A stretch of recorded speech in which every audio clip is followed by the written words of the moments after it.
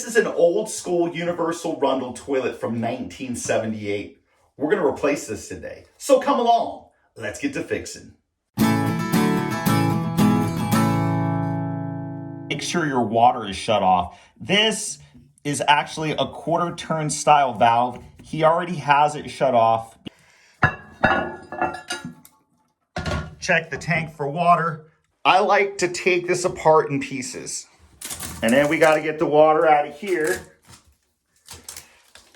Oh yeah. Couple ways you get this water out of here. One way, grab a sponge and sponge this into a bucket. This is a new pack out shop vac from Milwaukee, and I'm really excited to own this. I've been sponging toilets for so long, and I've seen people doing this on the internet. I was really excited to give this a try. All right, anytime you're doing wet work, take your filter out.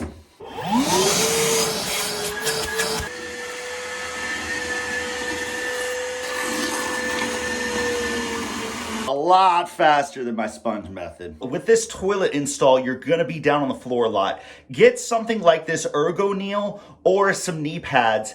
This right here is what I like to call a knee saver. So grab the supply line right here at the toilet, and you can usually just twist off with your hand counterclockwise, and now your water line is disconnected. Take an adjustable jaw and just get this out of our way.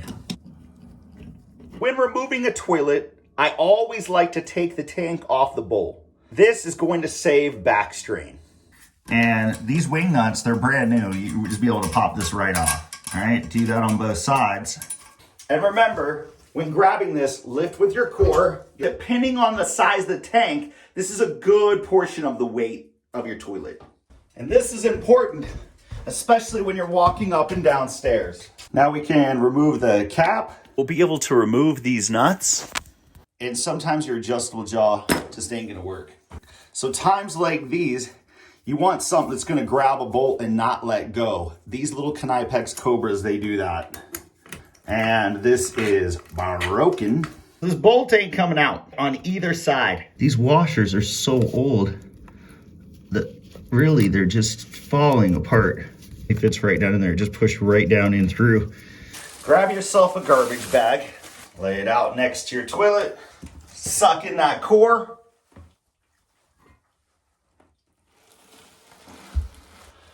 Get the bottom all wrapped up. Now we can transport this bad boy. Get this all cleaned up.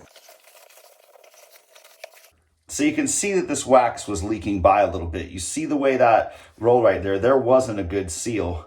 This flange is setting a little too low on the floor. You can see that this flange is held in by nails. We're gonna take this toilet flange and we're gonna raise it up to the proper height.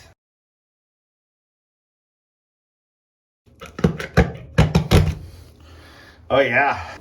I want to grab something too. Take a sponge, something, stuff it down in here. That way you don't drop something in there and it blocks off the sewer gas. All right, this flange is not bad. This is actually all good metal. It's just a little surface rust.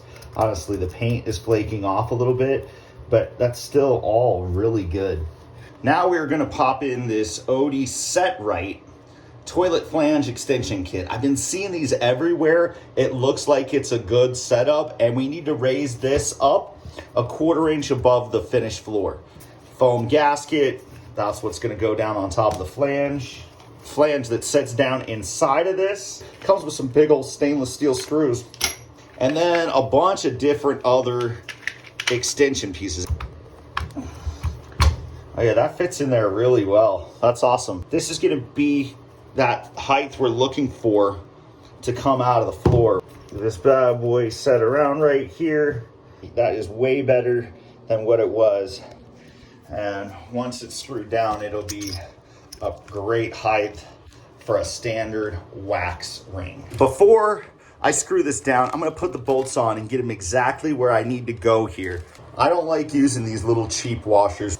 I always just use an extra set of nuts and washers for this.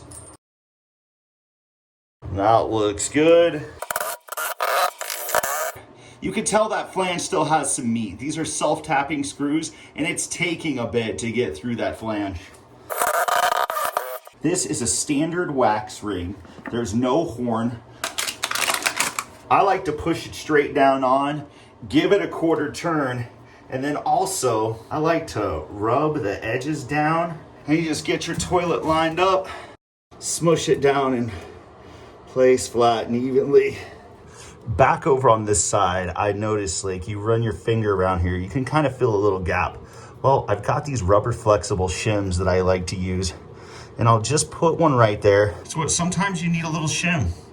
Not gonna be a big deal. I'm gonna caulk right over it. You're never gonna know. I'm gonna pop out these covers. A little bit on each side. Those feel pretty good. These are all break points, right? So you can take this and just grab it and break it off. Then you wanna tighten down just a little bit more after that, just to make sure that it's nice and snug. Don't go too crazy with it. So now our toilet has no movement and we're ready to put the tank on. Put a towel right there. Some of these are sticking out, some of them are not. You're going to have to push those down as far as you can. Just flip that up, down under here, and start putting on these nuts. Just have to barely start it. So a 1/2-inch nut driver works great on the sides. Not so much on the back. 1.5-inch ratcheting box end right here. But if you don't have one, grab a pair of little channel locks or Cobras, something, and that's what I'm doing. That looks pretty. Get your supply line screwed onto your valve. This top nut goes to hand tight. Now we're able to start filling the toilet. Nice and slow. There's a flush.